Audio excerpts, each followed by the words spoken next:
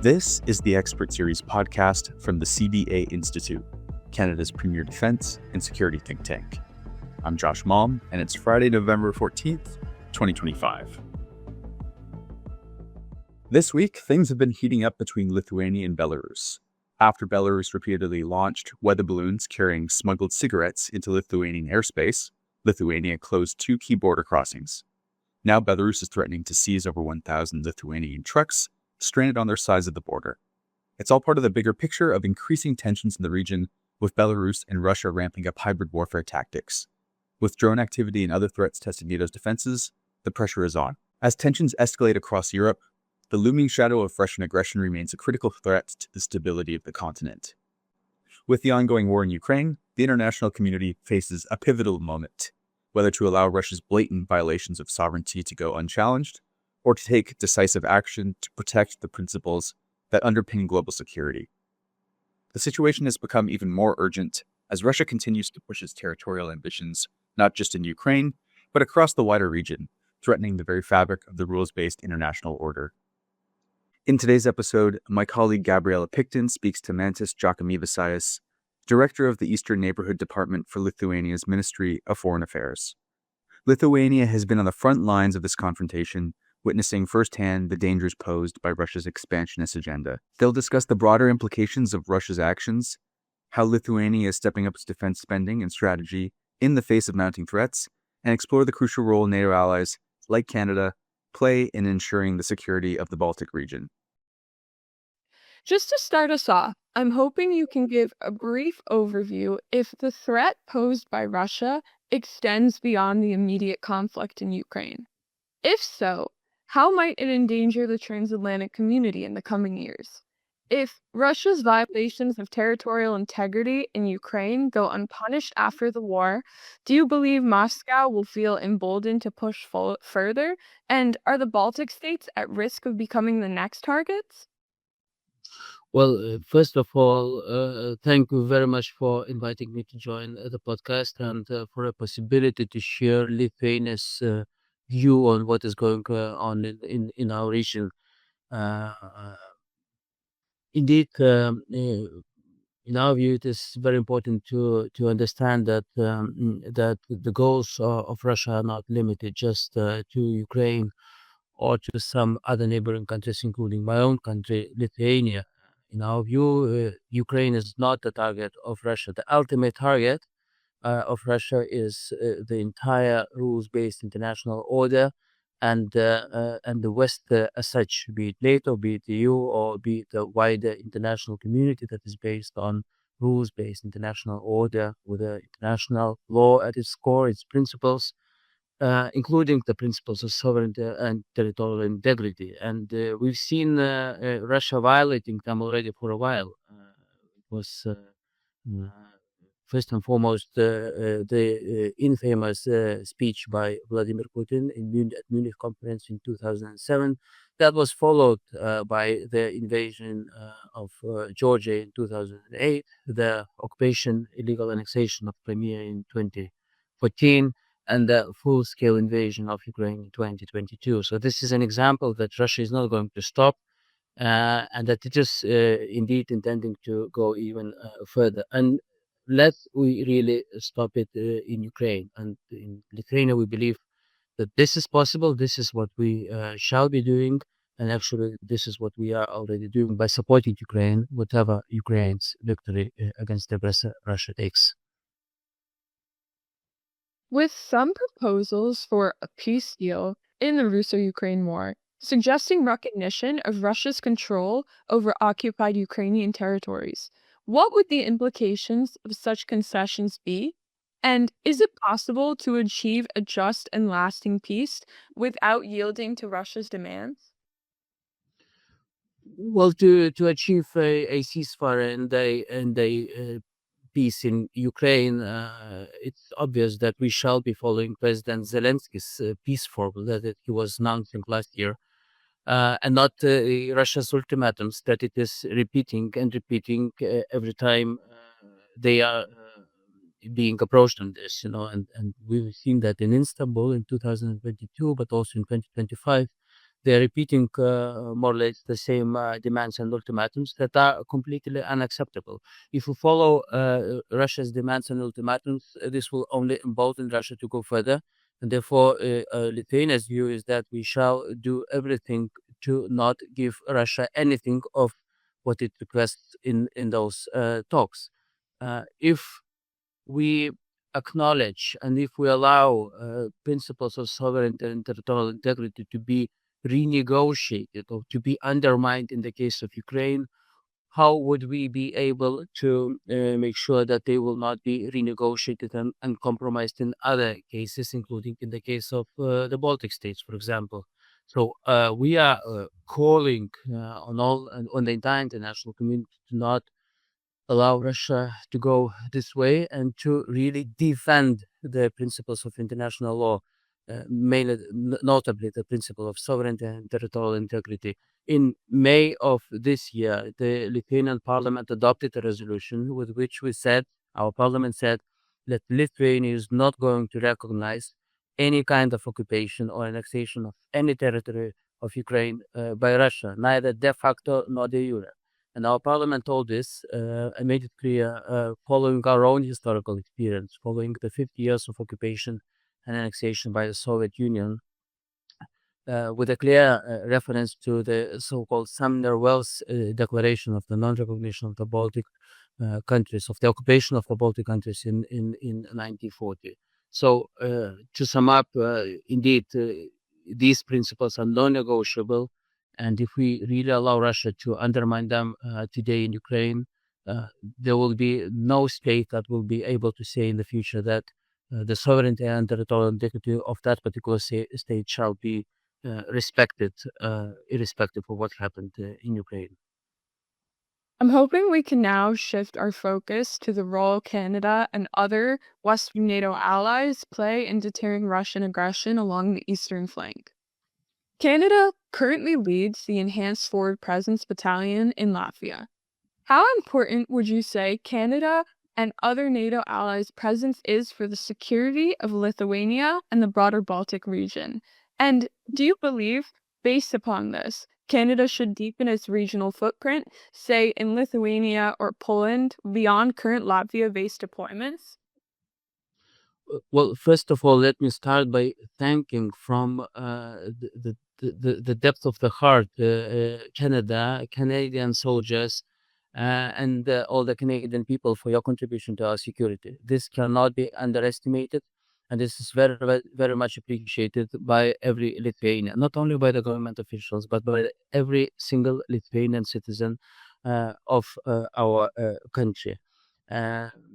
We understand it very clearly. You know, the threat that we are facing is a significant one for us. It is even existential threat, not only for Ukraine, but also for our country.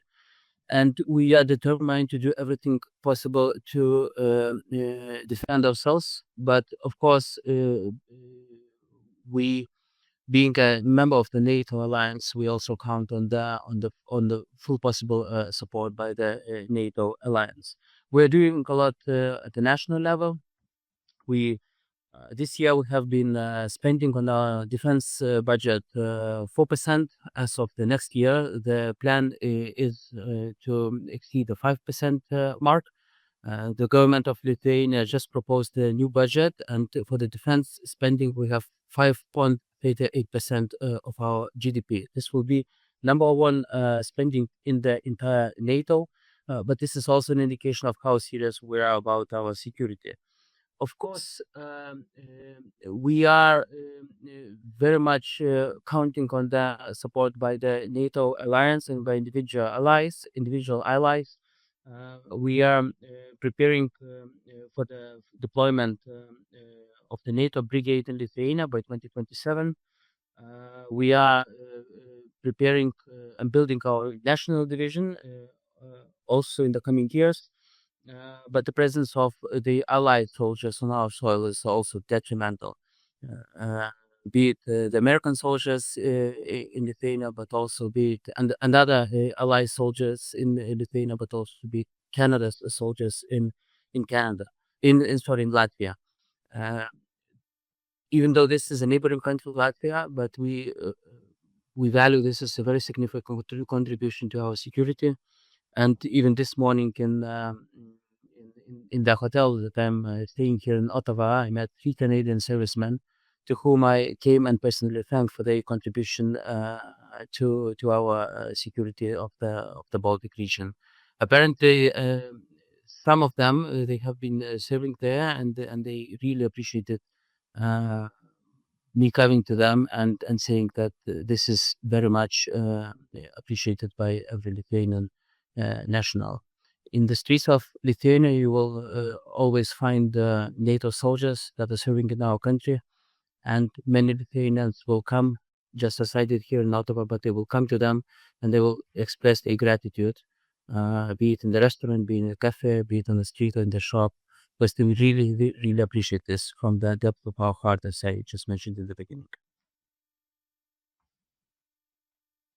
As we shift our discussion back to the current geopolitical context posing a threat to NATO and its allies, hoping we can take a broad look at the growing cooperation between the Chinese, Russian, Iranian, and North Korean axis of autocracies. Within this group, what would you say the most current and pressing threats that they pose to the transatlantic alliance currently are?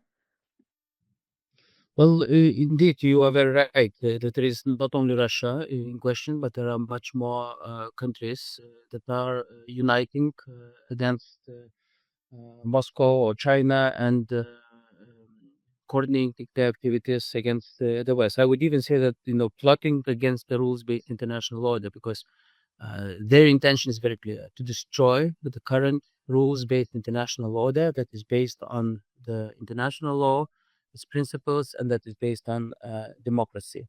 I would also add another country, and that is Belarus.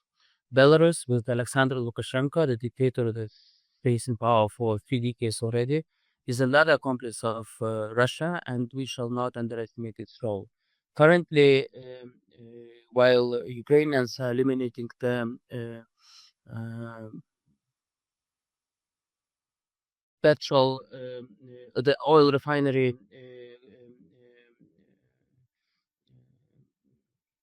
infrastructure in Russia, Belarus is now serving as the main fuel supplier for the aggressor Russia. Belarus is also helping Russia to circumvent sanctions that the West has imposed on Russia in the context of Russia's war of aggression against Ukraine, and is helping Russia in many other ways to sustain its war of aggression against Ukraine and to sustain the pressure that the Western sanctions are having on Russia's war economy. So yes, indeed, there is a group. But it is much larger, and we have to have this in our sight when thinking of different ways. How do we really want to contain that malign activities against Ukraine, but also our countries, and to support Ukraine in its defense against the aggressor Russia. Considering the nearby frontline threats posed to Lithuania by Belarus and other axis of autocracies or axis of upheaval allied states, Lithuania is certainly meeting the moment in terms of preparing and deterring these threats. Lithuania has been committed to one of the most serious defense buildups in Europe, intending to raise defense spending to between 5 and 6% of GDP. From a frontline state's perspective, what should the Canadian and other allies in NATO understand about the scale and urgency of this effort? How can we help accelerate defense buildup in Lithuania and other frontline NATO allies through investment, deepening cooperation, or other means? Well, you are right that in the face of the threat of Russia against our country, but also against the entire European continent and NATO as an alliance, our government came to a decision that for the coming years, up to 2030, our defense spending will be in between 5 and 6% of our GDP. And as I have mentioned, this year it was 4%, but as from the next year, it will be more than 5%, and in more concrete terms, 5.38%. In addition to this, we are also supporting Ukraine's military and security sector with not less than 0.25% GDP every year, and we have committed to do so for the coming 10 years. So our call on all the allies would be to also accelerate their defense spendings and to be serious about the threat of Russia. One very important element is to continue supporting Ukraine and to be ready to support Ukraine for as long as it really takes. Militarily, because the Russia's threat it has not disappeared, and we see that Russia is escalating its attacks against Ukraine. But also microfinancially, because this is going to be a war of attrition, and our objective is to make sure that Ukraine can sustain this fight, can sustain its defense against the aggressor Russia, and it is our not only goodwill gesture, but our obligation to help them to keep this fight, to defend themselves, and to defend their territory and the people across entire Ukraine. What would you say that the most pressing bottlenecks, whether in terms of defense industry, procurement timelines, or alliance politics, that are getting in the way of making Europe fully combat ready? Do these challenges vary between Eastern and Western European allies? Well, with Russia's war of aggression against Ukraine, the alliance and the European Union is awakening and is really accelerating work in order to make sure that we are ready to defend ourselves in case of any possible attack by Russia. Extensive work is being done in Brussels by both organizations with new proposals that are coming into life on a regular basis, with a very clear leadership also by both Secretary General Rutte, but also the President of the Commission, von der Leyen, with a strong dedication by the Commissioner for Defense, Andris Kubilius. And indeed, the main bottlenecks, the main challenges is the time that we don't have time to awaken our military industries to the skill that we need to face really Russia's war, Russia's threat. So what we are doing and what Europe is doing is actually increasing capabilities at an accelerated pace and trying to catch up on the time that I have mentioned that we don't have many. As we start to wrap up our discussion for today, I am curious if you can provide any concluding thoughts on, from the perspective of Brussels and other Western European capitals, do you see or perceive any remaining hesitancy to counter Russia? And from your Baltic perspective, has Western Europe been too slow to recognize the extent of the threat Russia's aggression and hybrid aggression already posed to the continent? Well, I wouldn't say that there is hesitance, but and very important work is being done. But we need to do it faster and with more determination. We keep repeating that Russia is a fundamental, the main, some even say existential threat for European security. And in most cases, we know what we shall do to contain Russia and to deter Russia.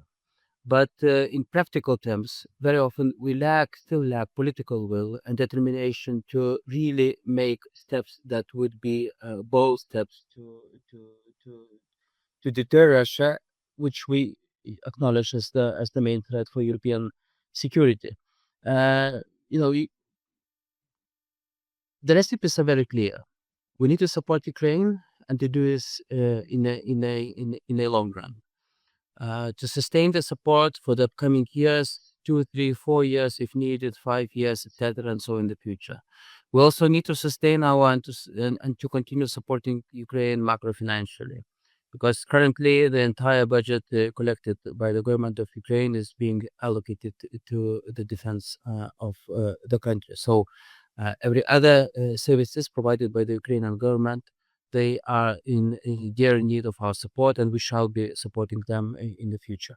Once the war of aggression is over, there will be a need for increased financing for the reconstruction.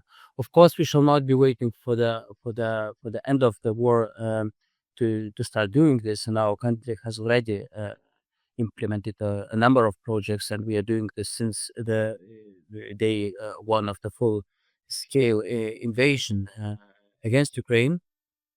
But this is what we as the international community also have to acknowledge, that there will be a much greater role for us to do in the future. So one is supporting Ukraine. Second is, of course, increasing pressure on the aggressor Russia and its accomplices.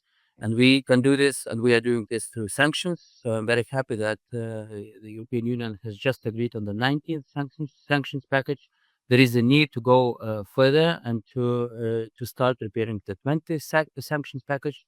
Very good news came last night from the Washington, D.C., that the American sanctions have also been imposed on Russia. So this is what we shall be really doing. Of course, first and foremost, we need to cut Russia from different financial flows still coming from Europe, and I am referring to the gas and oil purchases from Russia that unfortunately still continue. In case of Lithuania, we have stopped this completely back in 2022. Lithuania is fully independent from Russian energy resources. We're not buying anything for 3 years already. This year, we have disconnected from the Russian electricity grid, and we are encouraging other partners to also do the very same. And last point is that we shall be